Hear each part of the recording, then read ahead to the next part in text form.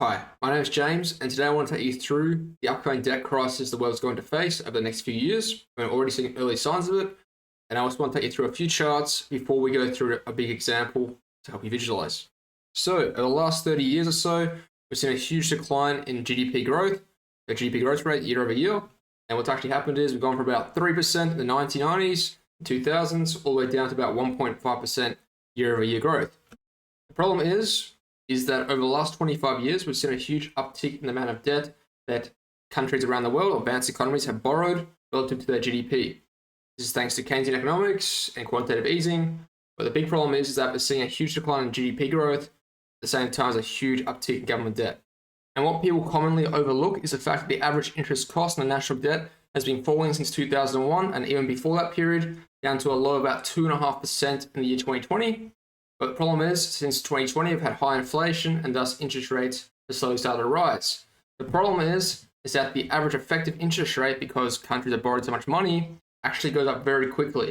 All right, so now we've got that out of the way, the charts, I want to take you through an example so you can visualize the coming debt crisis and see what's going on. So we got total income. So I want you to imagine you have an income of about $100,000 a year. You have total debt of $71,270, and it's like a personal loan. And the average effective interest rate on this loan is 6.22%. Of this $100,000 you make per year, you're taxed $63,760, and you only actually make a disposable income, an income which you can spend, of $36,240. So a very high tax rate. Yep.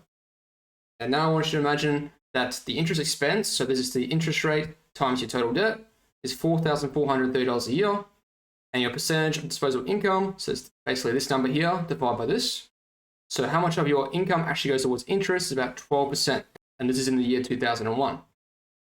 So basically, net of interest, your income is actually only $31,809, and basically your expenses throughout the year are $37,000. So you're required to borrow $5,250 per year. But lucky for you, your income has been going up by about $4,000 a year. It's very simple, and your net is $1,250. So that's how much money you borrowed, and this will be added to this in the following year. So now I want to compare two periods, the 2001 and 2020. So the same income, $100,000, but now we have $120,000 for debt. We still make the same amount after tax, $36,240, but the interest rate on this debt is very low, 2.5% versus 6.22% we're paying in 2001. And the good news is the interest expense, despite having a ton of debt, is lower. And this means that disposable income is actually going up, $1,500. And also maybe your expenses during COVID have gone up because you had to pay more to, say, grandpa because you can't find work, or your wife, or whoever, and now the bill is a bit higher. And what happens is the overall balance increases and growth is actually slowed. So unfortunately for you, over the last 20 or so years, your income growth has gone down to about $2,000 per year. So the net is $11,000. So $11,000 gets added to the 120. So in 2021, it'll be $131,000. So now we'll look at the next time period, 2020 to 2025. What we can see is debt growth has been very small, 120,000 to 122,000, and income obviously stayed the same.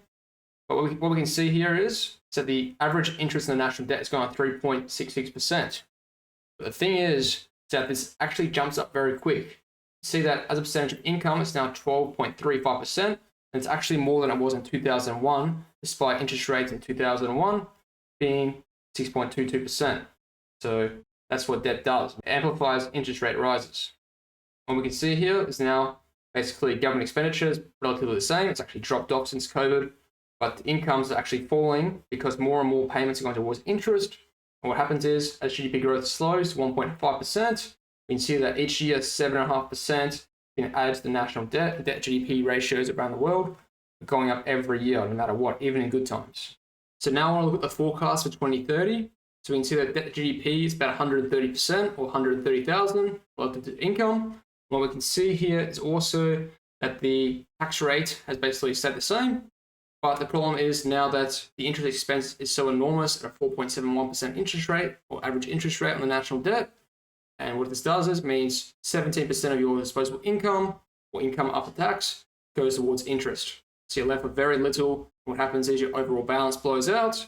And we can see that growth overall on the income or GDP growth, it's slowed to about 1.5%. And basically you're adding about 10% per year to your national debt each year. So what happens is, over time, if you keep running persistent deficits and your debt to GDP ratio continues to explode year after year, the problem is that this interest rate basically makes all your income go towards interest. And you don't have any left disposable income after the interest to pay towards your expenses. You're thinking about pensions, welfare payments are only going up, so you're going to run bigger and bigger deficits, and your growth is also slowing, so more and more is getting added each year to the total debt. And what happens is, you're forced to raise taxes. So we see here, we raise taxes on our citizens and corporations, we can boost up our disposable income, and basically bring down the deficit and basically start reducing the total debt by 1,400 because you have a bit of growth, it's balances. What happens is this starts coming down. But you might imagine raising taxes by about 30%, pretty unrealistic.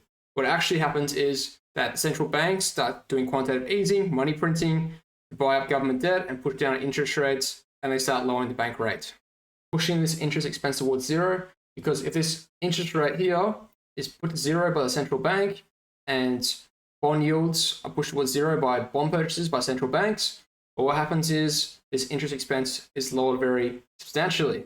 And it doesn't really matter how much debt you have. You can have 140, 150,000 or 150% debt to GDP ratio. In the case of Japan, we've seen that the actual average interest rate on this debt is about 0.6%. And this translates to a very small amount of disposable income going towards interest on the national debt. But the problem is you never raise interest rates for sustained periods because of this interest cost. What I want you to take away from this video is that the IMF has basically showed us that GDP growth has been slowing since the 1980s across many advanced economies. The effective interest rate has been flat, but recently been skyrocketing because the total debt to GDP ratio has been so high, combined with recent spikes in interest rates or rolling over of debt.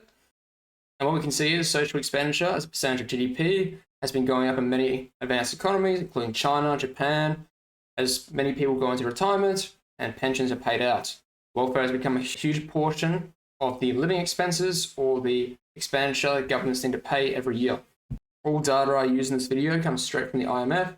Basically, all I did was take the GDP ratio, get the average percentage of interest paid as a percentage of GDP, divide the interest rate here by the total GDP, and then so on forth. And then I basically took all these countries, big major economies, then averaged them out over a certain time period. And then what happens is I took the average interest rate and then got the effective interest rate by multiplying the total debt to GDP ratio by the average interest rate. So that's all I did. And I forecasted, and that's basically it.